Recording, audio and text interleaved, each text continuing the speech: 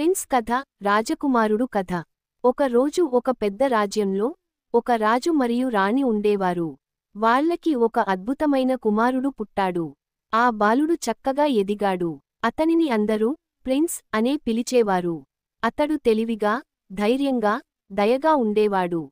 ఒకరోజు రాజ్యంలో ఒక డైనాసర్ లాంటి రాక్షసం రావడం వల్ల ప్రజలు భయంతో పరుగులు తీశారు.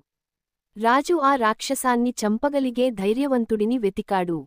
అప్పుడే మన ప్రిన్స్ ముందుకు వచ్చి, నాన్నగారు, నేను వెళ్ళి ఆ రాక్షసాన్ని ఎదుర్కొంటాను అన్నాడు. ప్రిన్స్ తన గుర్రాన్ని ఎక్కి, తన ఖడ్గాన్ని తీసుకొని అడవిలోకి వెళ్ళాడు. అక్కడ అతను రాక్షసాన్ని చూశాడు. ఎంతో ధైర్యంగా అతడు పోరాడాడు. చివరికి రాక్షసాన్ని ఓడించాడు. ప్రజలు ఆనందంతో ముంచెత్తారు. రాజు తన కుమారుడి ధైర్యానికి గర్వించిపోయాడు. చివరికి ప్రిన్స్ మంచి రాజుగా ఎదిగి ప్రజలందరినీ న్యాయంగా పాలించాడు.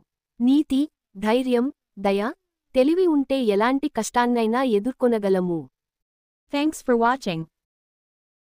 Please subscribe.